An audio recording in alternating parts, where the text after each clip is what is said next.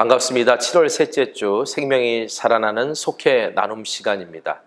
오늘 말씀 나누기 전에 먼저 광고 말씀 드릴까 해요. 오늘은 지하 1층 비전홀에서 속회 나눔 영상을 찍습니다. 이렇게 찍는 이유 중에 하나가 우리 여름 성경학교 기간이잖아요. 우리 교회학교 선생님들이 정말 지하 1층 비전홀 또 1층에 있는 드림홀 아름답게 꾸미고 아이들과 기쁨과 감사로 성경학교를 2주를 지냈는데 그만 코로나 4단계로 인해서 모든 걸 다 온라인으로 진행할 수밖에 없었어요. 아마 성도님들도 교회에 오신 지 꽤 오래됐기 때문에 지하 1층과 드림홀에 이렇게 아름답게 또 정성스럽게 장식하고 준비되어 있는 아이들의 예배 초소를 보지 못하셨을 것 같아서 오늘은 지하 1층 비전홀에서 여러분들과 함께 말씀을 좀 나누려고 합니다. 이게 우리 광 목사님 바락이죠? 예? 이게 아이콘으로 우리가 이번에 아이들과 함께 영상 나갈 때 바라기와 함께 이렇게 성경학교를 진행을 했는데 우리 성경학교 영상도 여러분 교회 유튜브나 홈페이지 들어오시면 볼 수가 있어요. 그러니까 주변에 있는 우리 아이들에게도 함께 같이 좀 하자고 좀 전달해 주시고 했으면 좋겠어요. 여기 이렇게 예수님이 나의 소망이에요 라고 하는 주제를 가지고 우리 농부이신 예수님이 이렇게 아름답게 갖고 나가시는 그 모습이 정말 우리 성경학교 기간 동안 뿐만 아니라 우리 교회학교 다음 세대를 위한 그 사역에 잘 맞춰줬으면 좋겠다라는 생각이 들면서 이번 주가 마지막 이제 4주차 성경학교 기간입니다. 여러분 위해서 기도해 주시고 그리고 우리 아이들이 많이 동참하고 참여하고 할 수 있도록 여러분 함께해 주시면 감사드리겠습니다. 그 다음 우리 갈대상자 엽서 보내기 운동에 대해서 여러분 알려드리겠습니다. 우리 속회에서 각 교회학교 아이들을 우리가 기도로 품고 그리고 함께 기도하는 우리 갈대상자 운동을 진행하고 있는데요. 이번 여름을 맞아서 우리 다음 세대 사역팀에서 갈대상자 엽서 보내기 운동을 시작하려고 합니다. 속회에서 중보하고 있는 아이들을 위해 축복의 말을 이 엽서에 적어서 그 아이들에게 보내주려고 하는데 속장님들에게 이 엽서가 갈 거예요. 그러면 우리 속장님들께서는 이 엽서에다가 속도원들의 축복의 메시지를 좀 담아서 보내주시면 그러면 교회에서 아이들을 위해 발송하도록 하겠습니다. 혹시 이 엽서가 오지 않으신 분들은 꼭 교회로 문의해 주시기를 바라고 이것을 잘 적으셔서 축복의 메시지를 잘 적으셔서 교회로 보내주시면 우리 다음 세대 사역을 위해서 우리가 귀하고 아름답게 사용하려고 합니다. 우리 성전교회는 다음 세대 사역을 귀중한 사역으로 여기고 다음 시대를 준비해 가고 있습니다. 온 속회에서 함께 동참해 주시기를 부탁드립니다. 자, 그리고 마지막으로 예배 안내를 여러분들에게 드리고자 합니다. 우리 거리두기 4단계로 인해서 우리 교회는 모든 예배를 비대면 온라인 예배로 드립니다. 이번 주일에 드려진 예배는 바로 이렇게 비대면 온라인 예배를 위해서 세팅된 그런 예배를 드리기 시작을 했는데요. 앞으로 그 예배 형식이 조금씩 바뀌면서 온라인 예배에 최적화된 그런 예배를 드리려고 우리가 준비해 가고 있습니다. 함께 모여 예배하는 건 너무나도 중요한 일이지만 그러나 우리 성도들의 건강과 안전 그리고 지역사회와 이웃을 향한 책임을 우리가 온전히 감당하기 위해서 우리 교회는 좀 노력해야 될 것이고 뿐만 아니라 제가 지지난주에 말씀에서 여러분들과 함께 나눴던 것처럼 이것이 우리에게 단순히 그냥 지나가는 시간이 아니라 영적인 유익이 되고 새로운 교회를 향한 도전이 되는 그런 시간이 되었으면 좋겠다라는 생각들을 갖고 기도하고 있습니다. 여러분들 여러분의 삶의 자리에서 예배하시기를 바라고요. 여러분들의 믿음을 점검해 나가시기를 부탁드리겠습니다. 뿐만 아니라 우리의 예배를 주변의 사람들에게 공유해 주시는 것도 또 하나의 선교의 모습이라고 생각이 됩니다. 우리 성전교회가 지역사회뿐만 아니라 온라인을 통해서 하나님 나 모든 사람들이 하나님을 예배할 수 있게끔 만드는 축복의 통로로 우리가 쓰임받기를 바랍니다. 위에서 기도해 주십시오. 자, 이제 속회 나눔 영상 여러분들과 함께 나누도록 하겠습니다. 지난주일 본문 말씀 제목은 사도행전 28장 11절에서 14절 하나님의 뜻 안에 있으면 좋은 길이 열립니다 라고 하는 말씀의 제목으로 이제 사도행전 99번째 사명의 땅으로 10번째 시간의 말씀들을 함께 나눴습니다. 요약하자면 이런 겁니다. 오늘 본문은요, 멜리데에서 겨울 나기를 마친 바울 일행이 로마와 가장 가까운 항구 도시 보디올에 도착해서 아피아가도를 따라 로마로 향하는 모습을 간략하게 전하고 있습니다. 자, 지도에서 보시면 멜리데를 떠난 바울 일행의 배가 시칠리아의 수라구사라는 섬에 도착하게 되고, 그 수라구사에서 레기온, 그리고 레기온에서 보디올, 오늘날에는 푸테올리라고 하는 곳으로 도착하게 돼서 또 사진에 보시다시피 아피아가도라고 하는 정말 오래된 고대 로마가 닦아놓은 길입니다. 로마로 향하는 그 길을 따라 로마로 들어가는 이야기가 이제 사도행전 28장에 계속해서 진행되어 가고 있습니다. 자, 바울이 에베소에서 로마로 가려고 하는 계획을 세웠을 때 뭐 한 달이면 갈 수 있는 그런 거리였는데 무려 3년이라고 하는 시간이 걸려서 결국 로마에 도착하게 됩니다. 그래서 오늘 14절 말씀 보면 누가가 그 사도행전에 드디어 우리는 로마로 갔다, 이렇게 고백하는 짧은 감동을 짧은 한 문장으로 전하는 내용을 우리가 확인하게 되는데요. 이 짧은 한 문장으로 전하기에는 사실은 그 안에 너무나 많은 이야기들이 담겨져 있는 것을 우리가 알 수 있습니다. 바울이 로마로 가는 계획을 세웠을 때 사도행전 19장 21절에 보면은 결국 마게도냐와 아가야를 지나서 예루살렘을 거쳐 로마로 가려고 하는 계획을 세웁니다. 근데 당시 사도 바울의 나이라든가 건강 상태를 봤을 때 그렇게 두 군데를 함께 다 갈 수 있는 것이 쉬운 결정은 아니었어요. 근데 분명한 것은 성령님께서 바울은 로마로 가려고 하는 마음도 간절했을 뿐만 아니라 동족 유대인들을 구원해야 되겠다라고 하는 그 간절한 마음도 있었고, 그러기 위해서는 예루살렘 교회를 방문하고 예루살렘에 있는 유대인들, 유대 종교 지도자들, 어떤 그들과의 관계 속에서도 복음을 전할 기회를 갖고 싶었던 것이 사도 바울의 마음이었어요.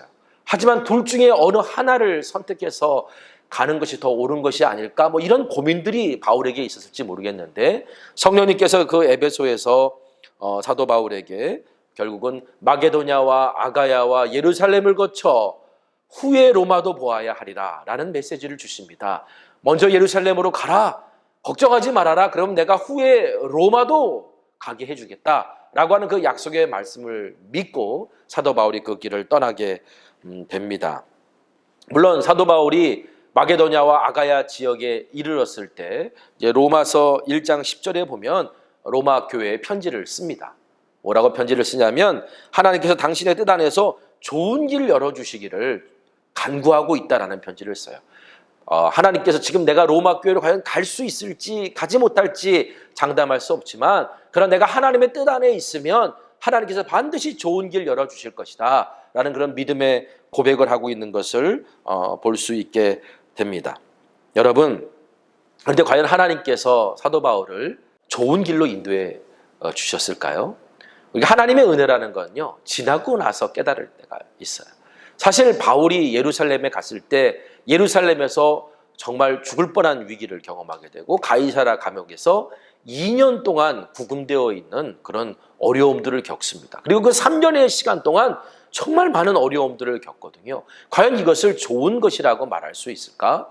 근데 돌아보면 앞서 말씀드렸던 것처럼 지나고 나서야 하나님의 은혜가 은혜로 깨달아지듯이 사도 바울의 이야기들을 돌아보면 그러면 이게 바로 하나님의 은혜였구나 라고 하는 것을 깨닫게 되는 것들을 발견하게 됩니다. 자, 가이사라 감옥에서 2년이라고 하는 세월을 보냈어요. 어떻게 보면 이거는 바울에겐 너무나도 힘든 기다림의 시간이었을지 모르지만 나중에 돌아보고 나니까 하나님께서 바울을 안전하게 보호해 주시는 시간이었을 뿐만 아니라 누가복음과 사도행전을 기록할 수 있는 도움을 바울에게 받는 그런 귀한 시간이기도 했다. 지나고 보니까 하나님은 이처럼 좋은 길로 인도하시다는 걸 깨닫게 됩니다. 바울이 가이사라에서 배를 타고 떠나서 시돈과 무라를 지나서 나아갈 때 큰 폭풍과 역풍을 만나, 그래서 미항에서 출발했을 때는 결국은 조난당하게 됩니다. 그리고 배가 난파되는 그런 어려움을 겪게 돼요. 하나님 앞에 순종하고 살아가는데 왜 이런 고난과 시련을 겪게 되지? 우리가 이렇게 말할 수 있는데, 지나고 보고 나니까 바울이 그 고난과 시련을 통해서 백부장 율리오의 신임을 얻게 되고, 나중에 그 백부장 율리오의 신임 때문에 사실은 다른 그리스도인들을 또 보디올에 이르렀을 때도 마찬가지고 로마로 갔을 때도 마찬가지고 가택연금 상태에서 자유롭게 사람들을 만나고, 또 보디올에서 로마로 가는 여정 속에서 믿음의 공동체원들과 계속 교제할 수 있는 그런 나름대로의 자유를 얻을 수 있었던 것도 바로 그 어려움과 시련 속에서 백부장 율리오의 신임을 받았기 때문이다. 어떻게 보면 지금 내가 당하고 있는 어려움이 있지만 이 어려움이 돌아보니 하나님께서 당신의 뜻 안에서 좋은 길을 열어가시는 거였구나 라고 하는 것을 깨달을 수 있게 됩니다. 또 사도 바울은요, 멜리데 섬에서 3개월을 겨울나기를 해야 됐어요. 어떻게 보면 참 힘들 수밖에 없는 상황이었는데, 그런데 지난주에 말씀드렸던 것처럼 이 멜리데의 겨울나기는 쉬지 않고 달려왔던 바울, 그래서 지치고 상한 몸을 가지고 있었던 그 바울이 그 몸을 회복할 수 있고, 그리고 주님이 주시는 특별한 안식을 누릴 수 있는 그런 시간이었다라고 말씀드렸습니다. 어떻게 보면 우리가 겪고 있는 것이 내 뜻과 내 계획대로 되지 않아서 어려울 수 있지만, 그러나 돌아보면 이것이 하나님이 오늘 우리에게 주신 안식의 시간이고 하나님의 선물일 수 있구나라고 하는 것들을 깨달을 수 있었던 거예요. 이처럼 하나님께서는요, 당신의 뜻 안에서 우리를 좋은 길로 인도하시는 하나님입니다. 저는 오늘 이 말씀을 읽고 여러분들과 함께 나누면서 이런 깨달음과 또 기도를 갖게 됐어요. 어떻게 하면 이 세상을 살아가면서 성령님의 인도하심에 따라 부르심에 순종하는 삶을 살 수 있을까? 그리고 무엇을 어떻게 우리가 기도할 수 있을까? 오늘 바울을 통해서 이제 우리가 이런 기도를 해야 될 것 같아요. 하나님, 내가 하나님의 뜻 안에서 좋은 길을 얻기를 원합니다. 하나님의 뜻 안에서 좋은 길을 발견할 수 있는 은혜를 주십시오. 여러분, 우리가 기도할 때 내 계획과 우리의 답답한 상황 속에서 우리가 하나님의 뜻 안에서 내가 원하는 길이 아니라 하나님의 뜻 안에서 좋은 길이 열려지는 걸 보기를 원합니다.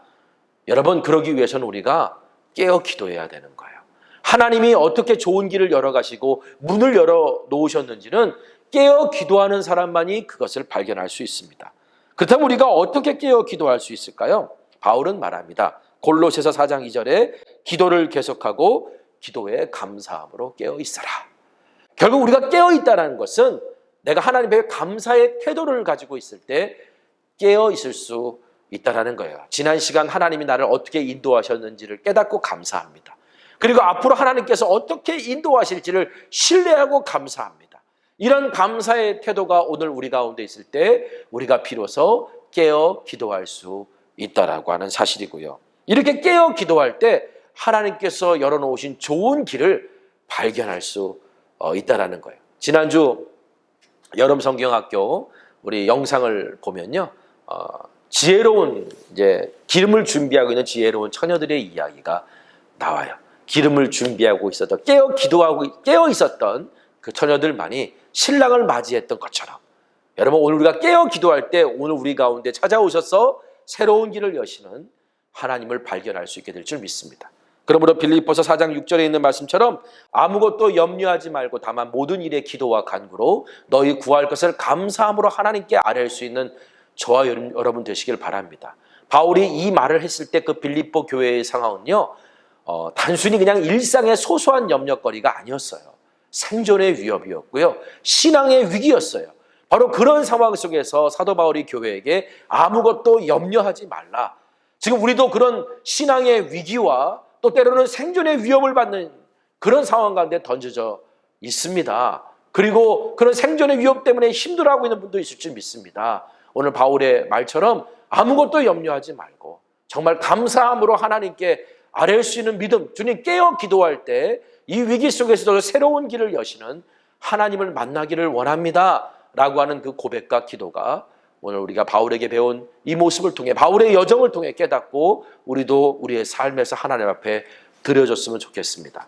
그래서 여러분, 이번 주에 속회로 모이실 때 우리가 비록 만나서는 못 모이지만 줌으로 여러분 모이기 어려우시면 교회에다가 또 문의를 해주시면 목사님들이 들어올 수 있도록 그렇게 만들어 드릴 수 있을 거예요. 그래서 그 방법들을 함께 찾아봤으면 좋겠고, 또 그 배운 것들을 가지고 여러분 줌으로 모이시는 속회들이 있는데 또 줌으로 잘 모여주시고, 그게 정 안 된다 그러면 전화라도 여러분 이 나눔을 함께 좀 나누시고 카톡으로라도 여러분 그거 글들을 좀 옮겨 놓으셨으면 좋겠어요.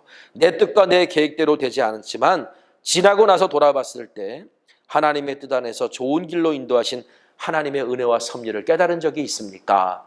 여러분의 삶에서 그 은혜와 섭리 깨달은 걸 함께 나누면서 여러분의 나눔이 혹시 어렵고 힘든 가운데 있는 우리 형제들을 또 자매들을 하나님 앞에 다시 감사함으로 서게 만드는 시작이 될 수 있습니다.